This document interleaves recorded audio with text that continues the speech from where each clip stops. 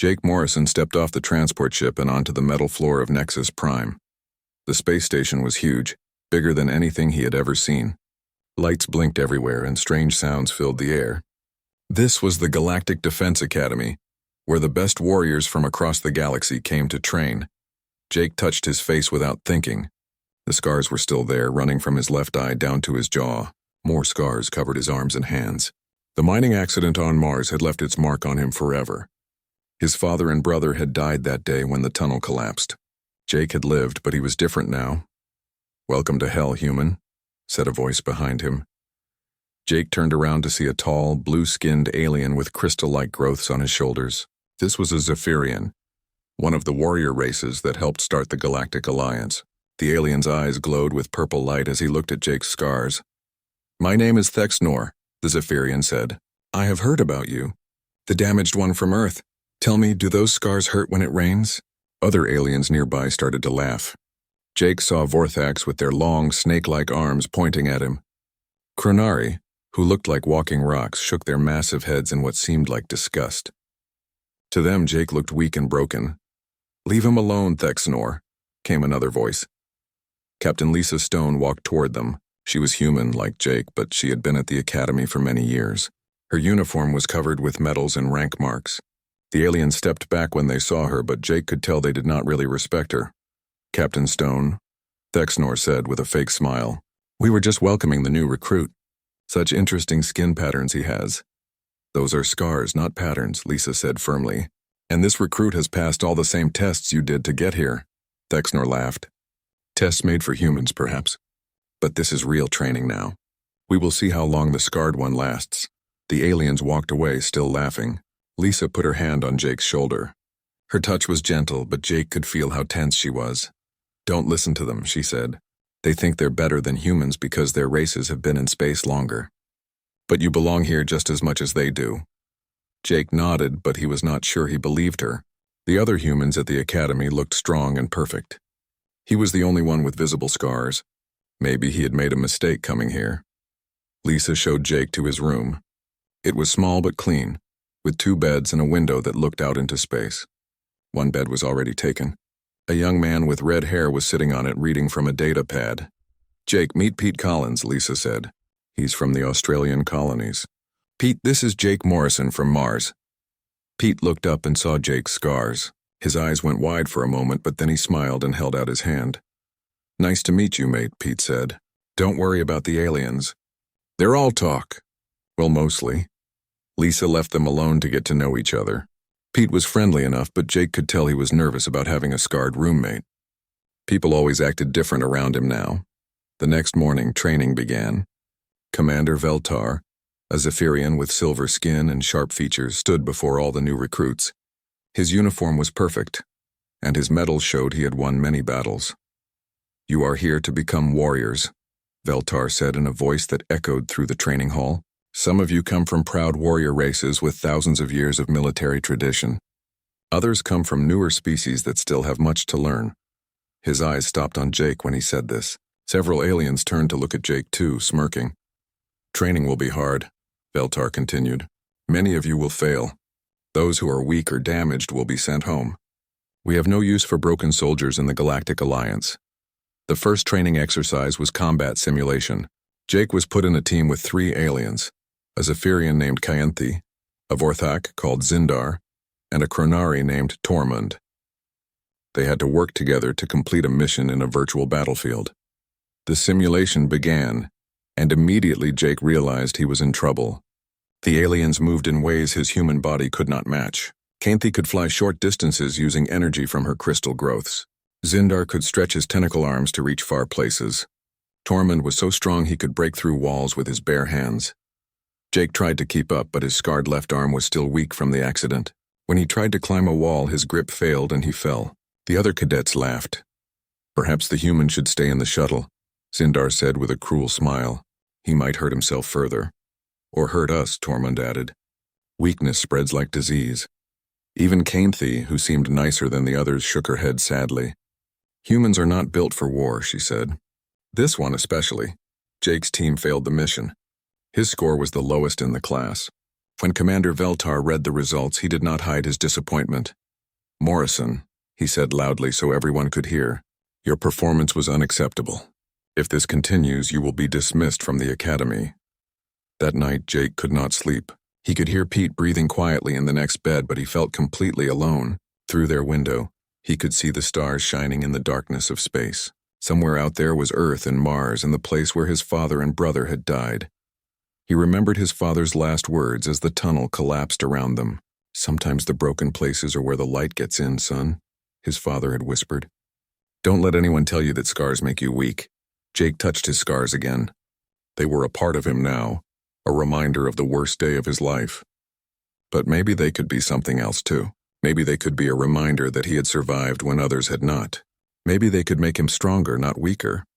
The next morning would bring new challenges and more humiliation. But Jake Morrison was not ready to give up yet. He had come too far to quit now, even if everyone else thought he was broken. 3 months had passed since Jake arrived at the academy. His scores were still poor, but he had not given up. Every day brought new training exercises, and every day the aliens found new ways to remind him that he did not belong. The morning started like any other, with Commander Veltar standing before the cadets in the main briefing room. But today something was different. The commander's face was serious, more serious than usual. "Cadets," he began, "we have received a distress signal from research station Kepler 442b. The station has been studying ancient alien ruins on the planet's surface. All communication stopped 6 hours ago. A hologram appeared in the center of the room, showing a small space station orbiting a distant planet." Jake had heard of Kepler 442b. It was on the edge of known space, far from any help if something went wrong. "This will not be a simulation," Veltar continued. "Senior cadets will accompany our rescue teams. Junior cadets will provide support from the ship. We leave in 1 hour." Jake's heart sank. As one of the worst performing cadets, he would surely be stuck with support duties while the aliens got to see real action. Sure enough, when the assignments were announced, Jake was assigned to communications duty aboard the UGS Horizon. The trip to Kepler 442b took 12 hours. Jake spent most of the time monitoring radio signals and checking equipment. It was boring work, but it gave him time to study the mission files. The research station had been investigating ruins that were millions of years old, left behind by a race that had vanished long ago. When they arrived at the station, something was clearly wrong. The lights were dim and there was no response to their calls. Worse, the station's hall was covered with strange, dark marks that looked like burn patterns. Scanning the station now, reported Lieutenant Amy Carter, a human Marine instructor who served as the ship's tactical officer. She was tough and experienced, with short gray hair and scars of her own from many battles. "I'm reading life signs," Carter said, frowning at her display. "But something else too. Metal signatures moving through the station. Lots of them." Commander Veltar took charge of the rescue mission. He divided the senior cadets into 3 teams, each led by an experienced officer. Thexnor, Zindar, and Tormund were all chosen for the first assault team. Kyanthi was selected for the reconnaissance team. Jake watched from the communications station as the teams prepared their equipment. The Zephyrians carried energy weapons that could cut through most metals. The Vorthax had psionic amplifiers to boost their mental powers. The Chronari wore heavy armor and carried massive plasma cannons. "Maintain communication with all teams," Carter told Jake. "If anything goes wrong, I want to know immediately." The assault teams entered the research station through different airlocks. At first, everything seemed quiet. The teams moved through empty corridors, finding signs of struggle but no people. Then the first team reached the central laboratory. "Contact." Thexnor's voice crackled over the radio. "Unknown hostiles engaging." Jake watched the tactical display as red dots appeared around the first team's position. The energy signatures were unlike anything in the databases. They moved too fast to be biological, but too smart to be simple machines. "What are we facing?" Veltar demanded over the radio. "Mechanical constructs," Thexnor replied, his voice strained. "They appear to be some kind of ancient defense system. Our energy weapons are having minimal effect." Jake watched in horror as the tactical display showed the first team being pushed back. The constructs, which the teams had started calling Devourers, seemed to adapt to each attack. When the Zephyrians used energy weapons, the Devourers developed energy shields. When the Vorthax tried psionic attacks, the machines showed no reaction at all. The second team tried a different approach, using the Chronari's brute force tactics. Tormund and his team charged the Devourers directly, hoping to overwhelm them with heavy weapons and thick armor. For a moment it seemed to work.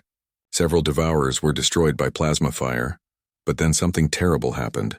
The remaining Devourers began to move differently, faster and more coordinated. They had learned from watching the Chronari attack and adapted their defenses accordingly. "Fall back," Carter's voice boomed over the radio. "All teams fall back to the airlocks."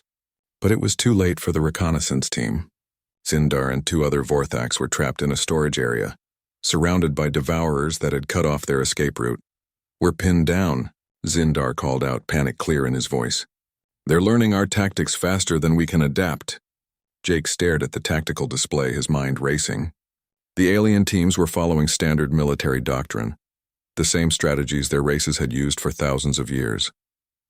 But the Devourers were learning machines, designed to adapt to any threat. Traditional tactics would never work against them.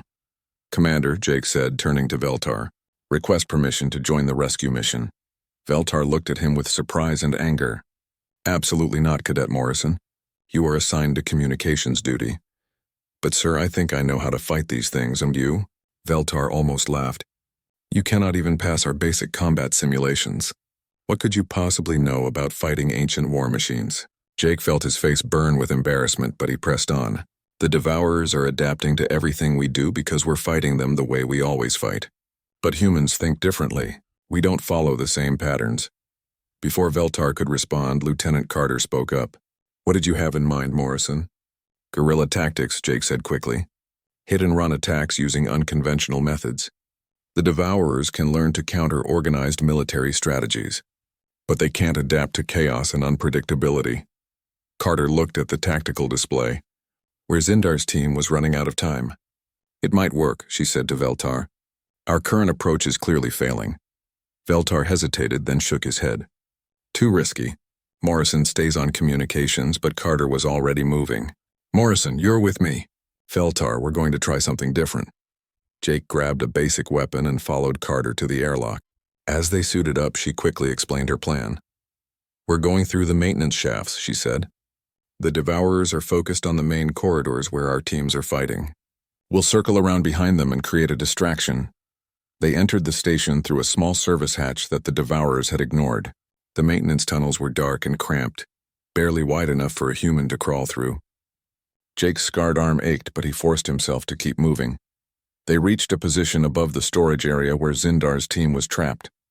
Through a ventilation grate, Jake could see the Devourers surrounding the Vorthax. The machines were beautiful in a terrifying way, with smooth metal bodies that shifted and changed as they moved. "On my signal," Carter whispered. She pulled out several explosive charges and handed half to Jake. "These are improvised devices, not standard military equipment. Hopefully the Devourers won't know how to react to them." They dropped the charges through different vents, creating explosions throughout the storage area. The Devourers immediately turned to face these new threats, their adaptive systems trying to understand what was happening. "Now!" Carter shouted. Jake kicked out the ventilation grate and dropped into the storage area. Instead of fighting the Devourers directly, he ran in seemingly random patterns, drawing their attention away from Zindar's team. The machines tried to predict his movements, but Jake's path made no tactical sense. "This way," he called to the trapped Vorthax. Zindar stared at him in shock. This was the same human he had mocked for being weak and damaged. But Jake was moving with a purpose the Vorthax could not understand, creating confusion among the Devourers. Carter provided covering fire from above while Jake led the Vorthax through a complex escape route that used service corridors, maintenance ladders, and even a garbage disposal chute. The Devourers tried to follow, but their adaptive programming could not make sense of the chaotic retreat. Within minutes, all 4 trapped team members were safe aboard the UGS Horizon. Zindar could barely speak as medical teams checked him for injuries. "The human," he finally said to Commander Veltar, "the scarred one. He saved us when our tactics failed." Veltar looked at Jake with new eyes, but his expression was still doubtful. "One successful rescue does not prove anything, Morrison." But Jake knew something had changed. For the first time since arriving at the academy, He had shown that being different might not be a weakness after all. Word spread quickly through the academy about Jake's rescue mission. Some aliens began to look at him differently, with curiosity instead of mockery, but others became even more hostile. The successful mission had challenged everything they believed about proper military conduct. Commander Veltar was the most upset of all. During the next morning's briefing, he made his feelings clear to everyone in the training hall. "Yesterday's mission succeeded," he said, his voice cold and sharp. "But it succeeded through luck, not skill. Proper military doctrine exists for good reasons. It has kept the galaxy safe for 1,000 years. He turned to look directly at Jake. "Chaos and disorder may work once against mindless machines, but real warfare requires discipline, honor, and proven strategies. Any cadet who thinks otherwise is welcome to return to their home planet." Many of the alien cadets nodded in agreement. To them, Jake's methods were not just wrong, they were shameful. Warriors should face their enemies with courage and honor, not hide in maintenance tunnels like cowards. But not everyone felt this way. After the briefing, Jake was surprised when someone approached him in the corridor. It was Canthi, the young Zephyrian from his first training team. "Morrison," she said quietly, looking around to make sure no one was listening. "I need to talk to you." Jake followed her to a quiet corner of the station's observation deck.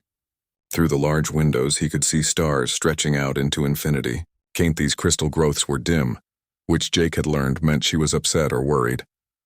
"I lost my whole squadron on Kepler 442b, she said finally. "While you were saving Zindar's team, my group was wiped out by the Devourers. I was the only survivor." Jake did not know what to say. He had not heard about other casualties from the mission. "The machines learned our attack patterns within minutes," Canthi continued. "Everything we tried, they countered. My friends died because we followed the same tactics our people have used for centuries." She turned to face Jake, her glowing eyes filled with determination. "Teach me your methods. I don't care if the commanders think they're dishonorable. I care about keeping my people alive." Before Jake could answer, another voice spoke from behind them. "Count me in too, mate." Ben Martinez stepped out of the shadows. Jake knew Ben slightly. He was from Luna City and had a reputation as one of the smartest tactical students in their class. He was also human, which made him another outsider among the alien majority. "I've been studying the mission reports," Ben said, pulling out a data pad. "Your improvised tactics created chaos patterns that the Devourers couldn't predict. It's brilliant, actually. You turned our supposed weakness into a strength." Over the next few days, their secret group grew. Tormund, the massive Kronari, joined them after admitting that brute force alone had failed against the Devourers. Even Zindar, who had once mocked Jake's scars, quietly asked to learn human guerrilla tactics. "My pride nearly got me killed," the Vorthak admitted. "If learning from humans can prevent that from happening again, then I will swallow my pride." They began meeting in secret in an abandoned section of the station. Jake taught them everything he knew about unconventional warfare. How to use the environment as a weapon, how to create confusion and misdirection, how to think like your enemy's enemy. Ben contributed his knowledge of tactical analysis, showing them how to break down enemy patterns and exploit weaknesses. Canthi shared Zephyrian energy manipulation techniques that could be adapted for sabotage. Tormund demonstrated how Kronari engineering skills could be used to create improvised weapons. Even Zindar proved useful, using his psionic abilities to coordinate team movements in ways that traditional command structures could never match. The group learned to fight as a unit, while appearing completely disorganized to outside observers. Their secret training sessions became the highlight of Jake's days. For the first time since arriving at the academy, he felt like he belonged somewhere. These aliens had chosen to learn from him, to see value in his different way of thinking. But secrets rarely stay hidden for long in a military academy. "Commander." Veltar was reviewing security footage in his office when he noticed unusual activity in Section 7, an area that had been sealed off for maintenance. Curious, he accessed the surveillance recordings and watched in growing anger as he saw Jake leading a mixed group of cadets through unauthorized training exercises. The next morning, Jake was summoned to the commander's office. Veltar stood behind his desk like a statue, his silver skin gleaming under the harsh lights. Two Zephyrian security officers flanked the door. "Cadet Morrison," Veltar said in a voice like ice, "you are charged with conduct unbecoming a cadet. unauthorized access to restricted areas, and undermining military discipline. How do you answer these charges? Jake stood at attention, trying to keep his voice steady. Sir, we were conducting additional training to better prepare ourselves for combat situations. Additional training? Veltar's eyes blazed with purple fire. You were teaching alien cadets to abandon their honor and fight like criminals. You have corrupted proud warriors with your human weakness and cowardice. The words hit Jake like physical blows. Every insult he had endured since arriving at the academy came flooding back. He thought of his father and brother dead in the mines of Mars. He thought of the scars that marked him as different, as broken. But then he remembered Zindar, alive because Jake had saved him. He remembered Kainthi, determined to learn new ways to protect her people. He remembered his father's last words about broken places letting in the light. Permission to speak freely, sir. Veltar nodded, probably expecting Jake to beg for mercy. Instead, Jake began to remove his uniform shirt. The security officers moved forward, but Veltar held up a hand to stop them. Jake's scarred torso was revealed, showing the full extent of his injuries from the mining accident. These scars, Jake said, pointing to the twisted lines of scar tissue across his arms and chest, represent failure according to your standards. I failed to save my father. I failed to save my brother. I failed to be the perfect soldier you want me to be. Veltar watched in silence, his expression unreadable. But these scars also represent survival, Jake continued. They represent learning from pain and becoming stronger. Every one of these marks taught me something about endurance, about adaptation, about finding new ways to overcome impossible odds. Jake put his shirt back on and stood straight, meeting Veltar's gaze without flinching. You say I've corrupted your cadets with human weakness, but Zindar is alive because of that weakness. Kainthi's future squadron will survive because of that weakness. The Galactic Alliance is stronger when we learn from each other, not when we cling to old ways that no longer work. For a long moment, the office was completely silent. Then Veltar spoke, his voice softer than before. The tribunal will convene tomorrow to decide your fate, Morrison. Until then, you are confined to quarters. As Jake was escorted from the office, he wondered if he had just destroyed his career at the academy. But then he thought about his friends, both human and alien, who were learning to see strength in adaptation rather than tradition. Maybe some things were worth fighting for, even if it meant standing alone against the whole galaxy. That night, as Jake sat in his room waiting for his trial, emergency alarms began blaring throughout the station. Red lights flashed in the corridors, and the voice of Admiral Rex Harrison echoed from every speaker. All personnel to battle stations. We have incoming hostiles. This is not a drill. Jake looked out his window and saw something that made his blood run cold. A massive ship was emerging from hyperspace, larger than anything he had ever seen. Its dark hull was covered with the same burn patterns they had seen on the research station. The Devourers had found them. The massive Devourer mothership hung in space like a dark metal moon. It was easily 10 times larger than Nexus Prime, its hull covered with weapon ports and launch bays. Smaller Devourer ships poured out of it like angry insects, heading straight for the Academy station. Jake pressed his face against his room's window, watching the enemy fleet approach. Emergency lights flashed red throughout the station, and he could hear the sounds of running feet and shouted orders in the corridors outside his locked door. Admiral Rex Harrison's voice echoed from the communication system.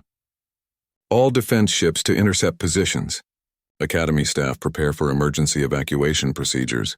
This is a Code Black scenario. Jake knew what Code Black meant. It was the worst possible threat level, reserved for situations where the station's destruction was considered likely. The Devourers had not come for a small raid. They had come to destroy the place where the galaxy's future defenders were trained.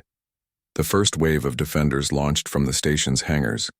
Jake watched as sleek Zephyrian fighters with their energy cannons flew alongside heavy Chronari bombers and quick Vorthax scouts. They looked powerful and brave as they raced toward the enemy fleet. Then the slaughter began.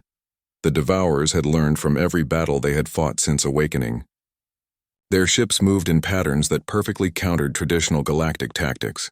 When the Zephyrian fighters tried their classic energy attacks, the Devourer ships simply absorbed the energy and used it to power their own weapons. When the Chronari bombers attempted their standard heavy assault formations, the Devourers predicted their movements and destroyed them before they could get close. The Vorthak scouts tried to use stealth and surprise, but the ancient machines detected them easily and picked them off one by one. Within minutes, half the defense fleet was gone. The surviving ships fell back toward the station in disorder, pursued by devourers that seemed to anticipate their every move. Jake's door suddenly burst open. Lieutenant Amy Carter stood there, her face grim and her uniform scorched from battle. "Morrison, get up. We need you," she said. "But I'm under arrest," Jake replied, confused. "Not anymore. Admiral Harrison has authorized emergency protocols. Every able body is needed for defense." Jake followed Carter through corridors filled with running cadets and panicked staff members. The station shook around them as devourer weapons began hitting the outer hull. Emergency force fields activated to seal breaches, but Jake could tell they would not hold for long. They reached the command center, where Admiral Harrison was coordinating the defense. The Admiral was an older human with gray hair and steady eyes, but even he looked worried as he studied the tactical displays. "Morrison," he said when he saw Jake, "Carter tells me you have experience fighting these machines." "Some, sir," Jake replied, trying to sound more confident than he felt. "Our conventional defenses are failing," Harrison continued. "The devourers adapt to everything we throw at them. We need something different, something they haven't seen before." Jake looked at the tactical displays showing the battle outside. More defense ships were being destroyed every minute, and the devourer fleet was getting closer to the station.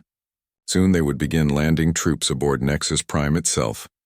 "Sir," Jake said slowly, "what if we stop trying to fight them like a traditional fleet battle? What if we treat the station itself as our weapon?" Before Harrison could answer, Commander Veltar entered the command center. His perfect uniform was torn and there was panic in his glowing eyes. "Admiral," he said urgently, "the cadet squadrons are requesting orders, but Morrison is still under arrest for corrupting military discipline." "Belay that," Harrison said firmly. "Morrison, I'm giving you tactical command of all cadet squadrons.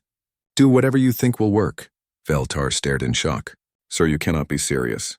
A human cadet cannot command alien warriors." "Watch me," Harrison replied. Then to Jake, "You have full authority. Make it count." Jake felt the weight of responsibility settle on his shoulders. Through the command center's windows, he could see the Devourer mothership growing larger as it approached. But he also saw something else. Opportunity. "Carter, I need you to coordinate with the engineering teams," he said quickly. "Have them start venting atmosphere from the outer sections. Make it look like we're losing life support." "What are you planning?" she asked. "The Devourers think they understand us because they've studied our tactics," Jake explained. "But they've only seen how we fight in open space. They don't know how humans fight when we're cornered." Jake activated the communication system that connected him to all the cadet squadrons. He could see their faces on dozens of small screens. Zephyrians, Vorthaks, Chronari, and humans, all looking to him for leadership.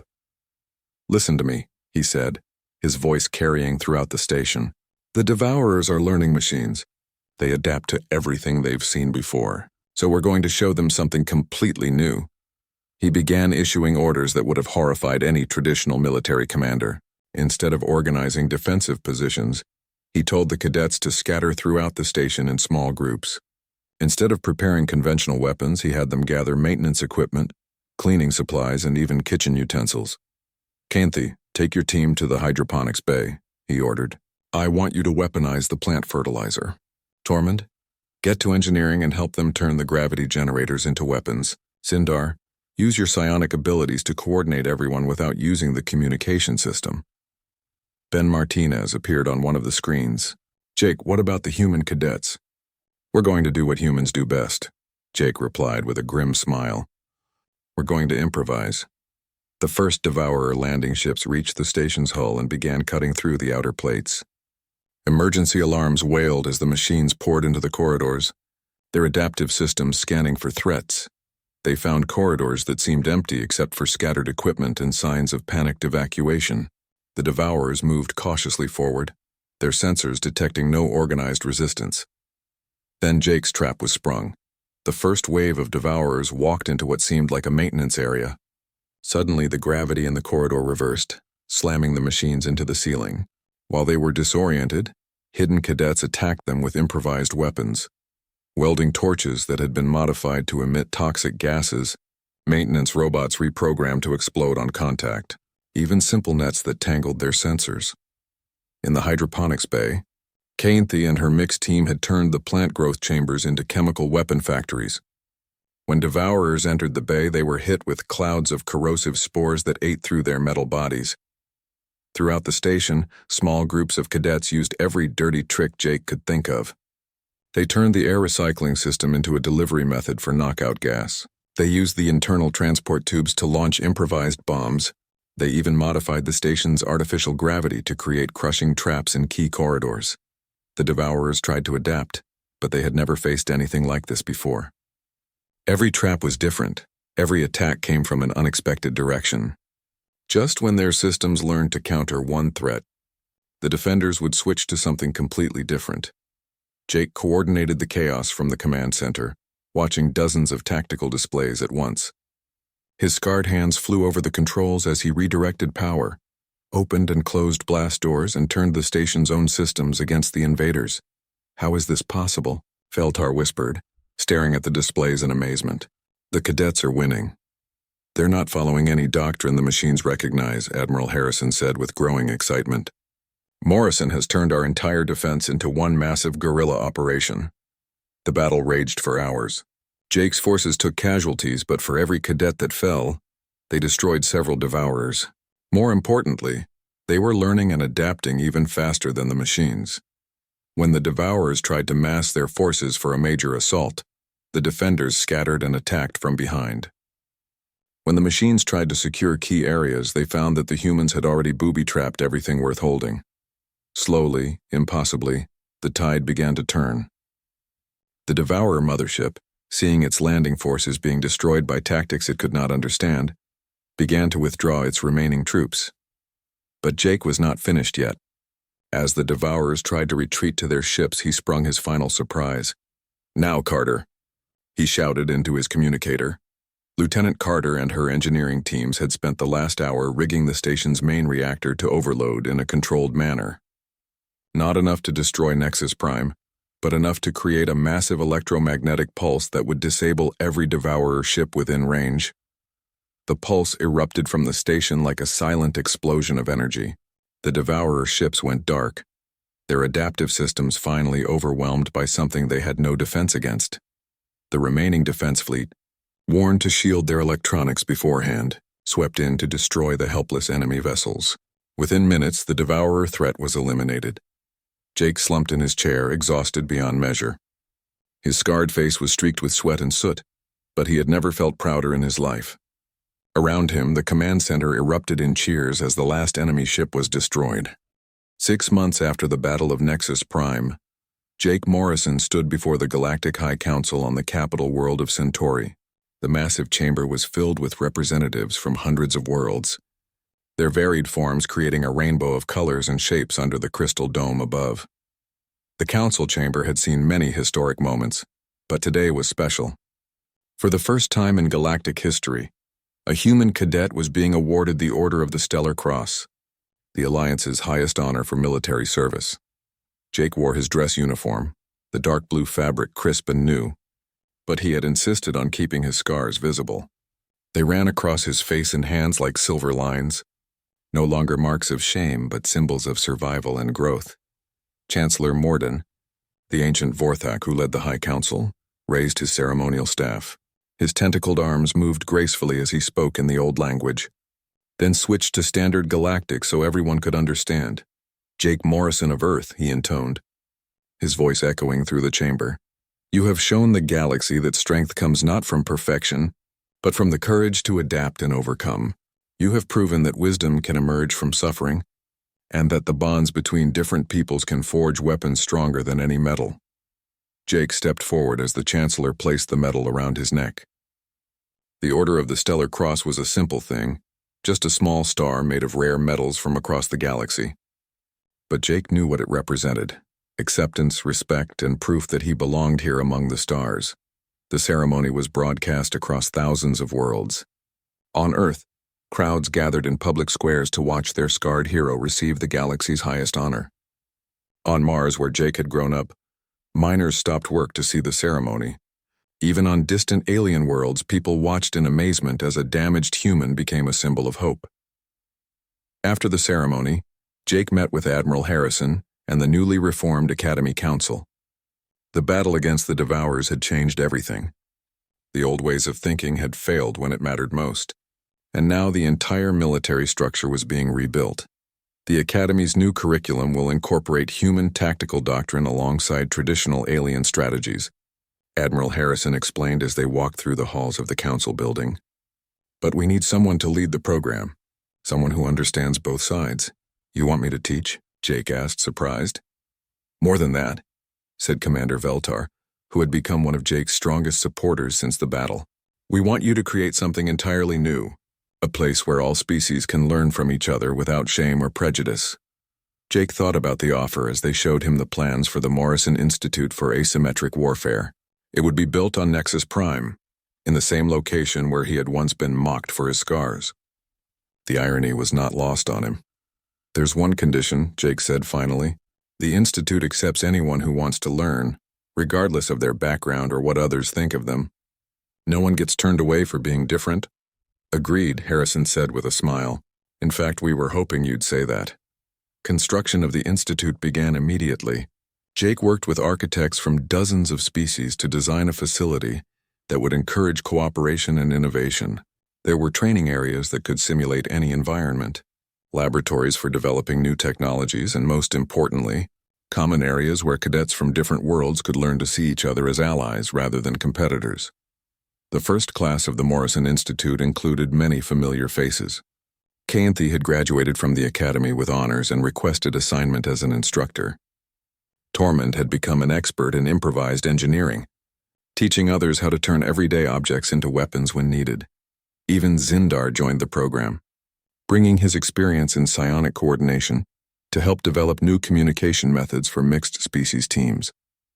Ben Martinez became Jake's deputy director, using his analytical mind to study the effectiveness of their new training methods. But the most surprising addition to the staff was Thexnor, the Zephyrian who had once mocked Jake's scars. The proud warrior had requested a personal meeting with Jake before the Institute opened. I was wrong about you, Thexnor said simply. I thought scars meant weakness. I thought different meant inferior. The battle taught me that I was the weak one, too afraid to change my thinking.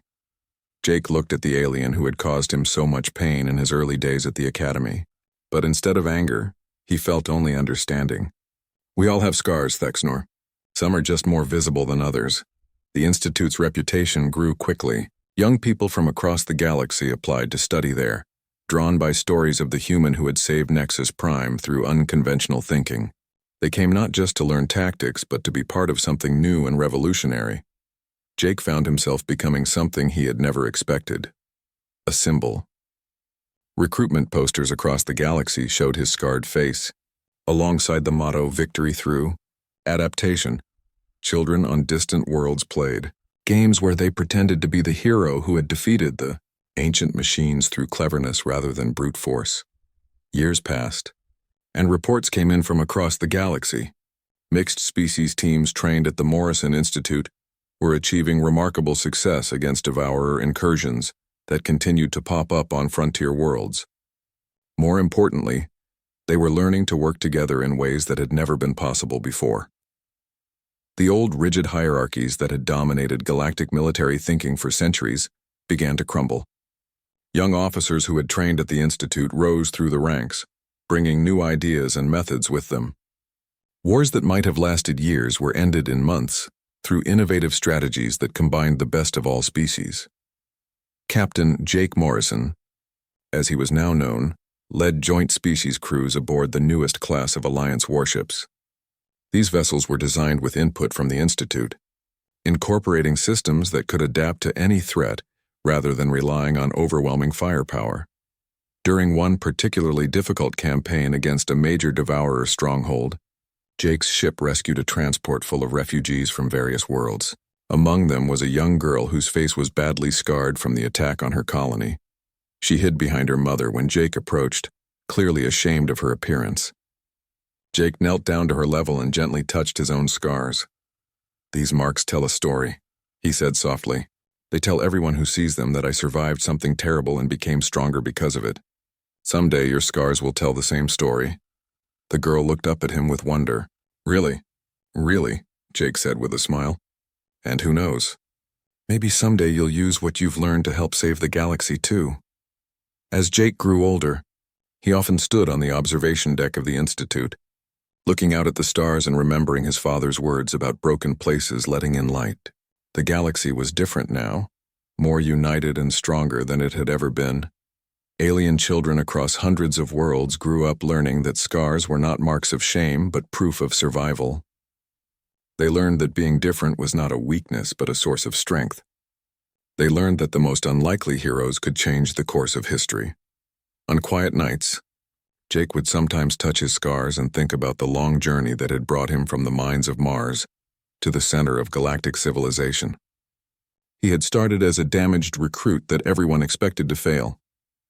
But through pain, perseverance, and the willingness to see strength in what others called weakness, he had become something more.